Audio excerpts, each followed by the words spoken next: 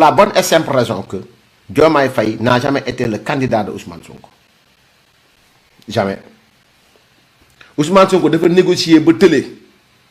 Bassirou Diomaye Faye ñëw par accident. Les aléas de la politique moo def Diomaye Faye candidat.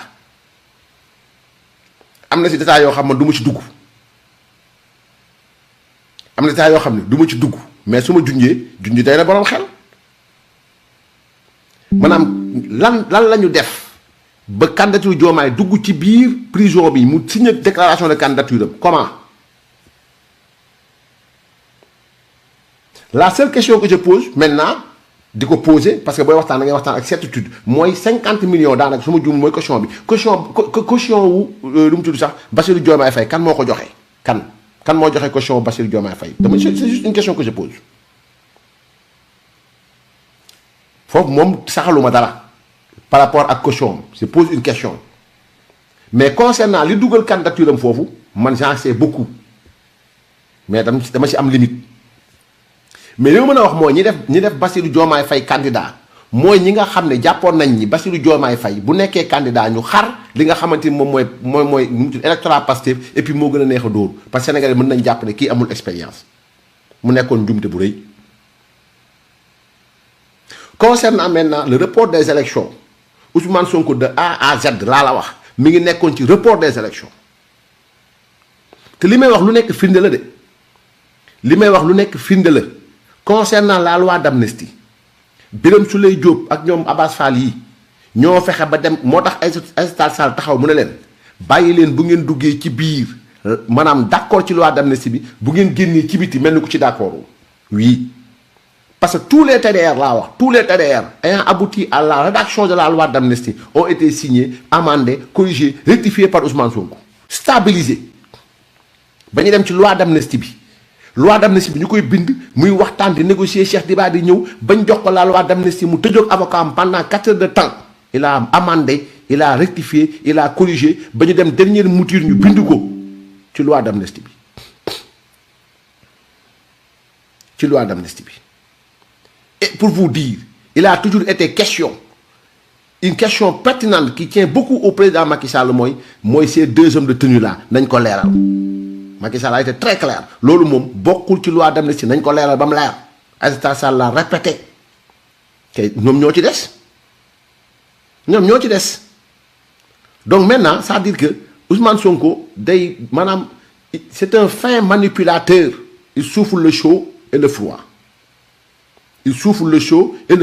mais lépp loo xamante ni dafa jëm ci loi d'amnistie bi moom la.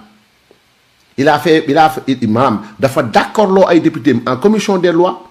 bi ñëwee ba plénière moom ñi muy waxal ñi mu doon defal intermédiaire il leur a fait clairement comprendre que ñoom duñ ko voter dañuy abstenir mais duñ def recours ils ne feront pas de recours. Une loi aussi pour ñoom si la loi d'amnistie était si grave si la loi d'amnistie était si choquante si la loi d'amnistie dafa doon piétiner li nga xam ne mooy ay droit ak yelleefu seen ñoñ ñuy woowee martyr. Il allait faire un recours aussitôt après l'adoption de l'Assemblée nationale ci loi boobu et la promulgation de cette loi ils ne l'ont pas fait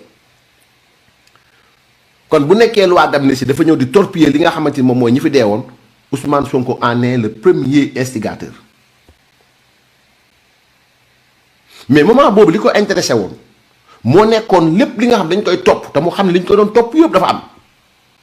amul virgule boo xamante ni. ay nit toogu ñu ko ak moom xamal ko leeral ko maanaam amul lu ko ump ci loolu yàlla ma tiim xam na ko waa direction générale des élections Sénégal maa leen di ziar bu baax a baax bienvenue dans le live donc ci biir loi d'amnistie bi loolu moo ci am ci report des élections Ousmane Sonko ci tàmbali ba ci jeexal ba laa wax moom pour mu bokk d'accordoon na moom ñu def le tout pour Karim bokk moom mu bokk mais ñu dàq élection yi 2 ans Macky Sall toog 2 ans bu toogee 2 ans maintenant organise des élections yoo xam ni ñëpp dañ ciy bokk Macky Sall n'était pas pour ça il a laissé l'initiative à l'Assemblée nationale voté loi parce qu'il a été très clair du sama xalaat du sama gis-gis yéen a ko am ñëw seet si ma yéen a am xalaat bi gis-gis ñëw wax ma ko donc je vous laisse l'initiative bañ demee Assemblée nationale ñu voté ko le report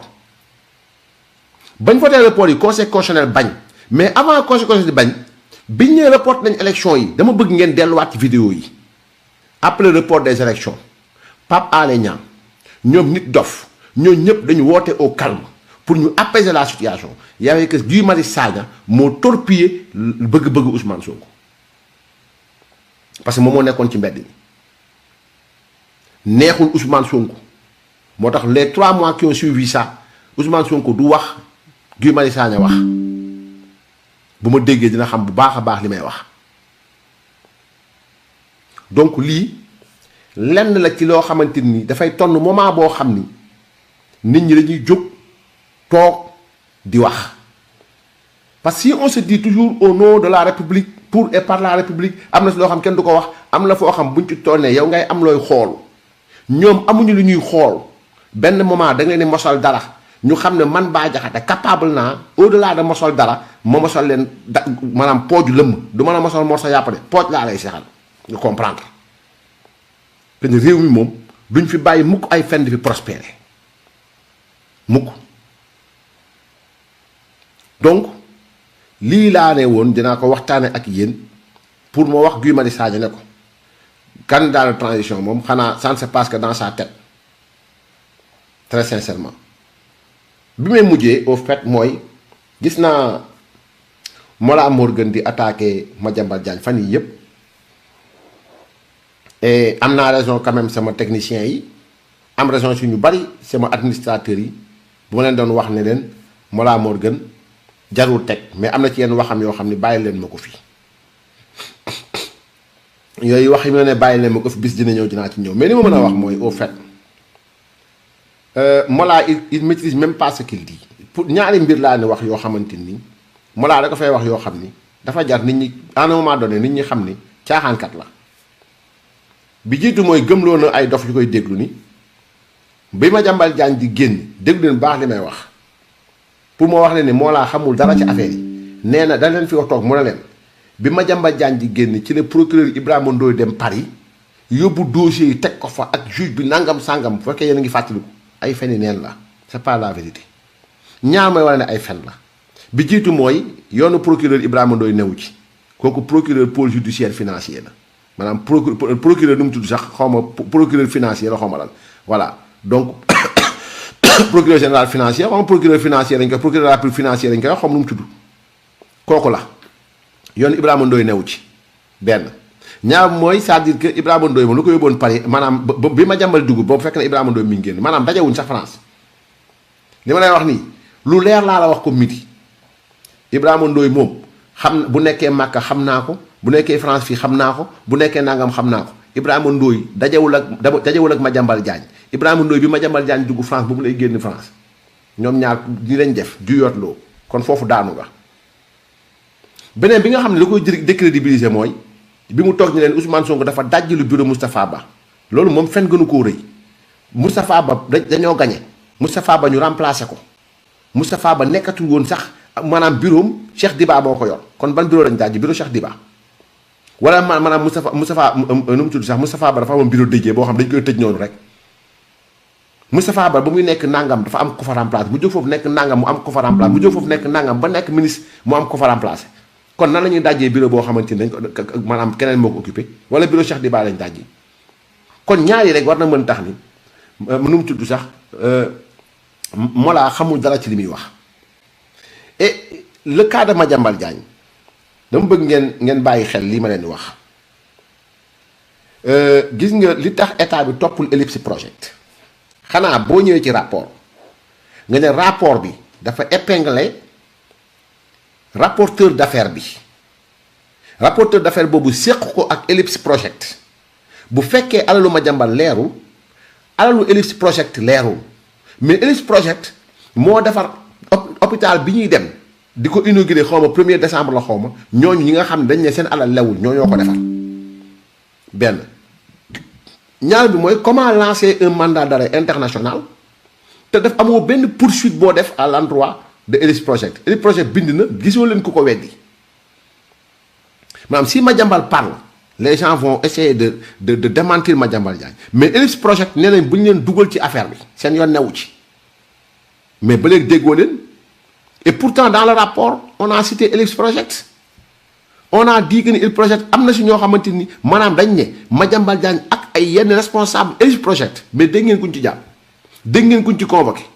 xanaa juge d'instruction moom il faut Madiambal Diagne ñëw. Ce qui veut dire que c'est pas un simple rapport de scientifique. Ce qui veut dire que ce qu'on est en train de vous dire c'est pas la vérité. Je vous le jure. Donc à un moment donné il va falloir que nit yeewu track bi ñu def Madiambal Diagne mais boo xoolee track bi rek nga xamante ni bon voilà y a autre chose. Il y a autre chose ni si Bamba Cissé sonné Bamba Cissé il a tout fait il a tout fait dem ba dàq ay commissaire dem ba bind selon Madiambal Diagne dem ba communiquer ak naataangoo yow kay lancé nga mandat d'arrêt international selon Madiambal Diagne looy dem di communiquer ak ministre de l'intérieur loo xam ma suma juumbu France xaw ma pourquoi faire yow kay bàyyi justice française mu gëstu mais ils ont voulu jouer à la diplomatie pour torpiller li nga xam ne mooy les règles de procédure comme ils l'ont fait d'ailleurs avec Ngoné Saliou Diop dans un pays où un commissaire ose défier l'autorité du procureur de la République réew moom man yoon bu ñu nee am na yoon man daf may jaaxal un procureur qui demande à un commissaire déféreel ma diw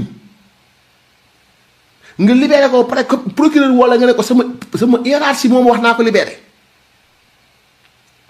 sans l'onction ou bien sans l'aval nu mu tudd sax du maître des poursuites on laisse Ngoné Saliou rentrer tranquillement pourquoi parce que le bon vouloir de Ousmane Sonko et nu mu tudd sax Bamba Cissé le transmet ce bon vouloir au commissaire Diack Faye qui libère Ngoné Saliou comme ça et selon le bon vouloir aussi on parle on interdit à Pape Malick Ndour de voyager on le prend on le fait comme ça jël ko yóbbu ko parce que le bon vouloir du ministre de la justice il faut qu'on l'arrête demandez à Yacine Fall ndax bind na waaw wala déet nu mu tudd ndax bind na un courrier pour demander à ce qu'on arrête Pape Malick Ndour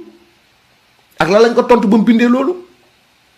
ci lan la ñuy sukkandiku pour arrêter Pape Malick Ndour manu militaire ils ont essayé ñu jël Pape Malick Ndour depuis l'aéroport yóbbu ko du ma ci sori je sais pas affaire Pape Malick Ndour peut-être nit ñi dañ ci ñëw yi du ma ci sori pour le cas Maïmouna Ndour Faye sans l'aval du procureur on part dans un ci biir télé jàmbur arrêté ko jël technicien am jël yóbbu kidnapping la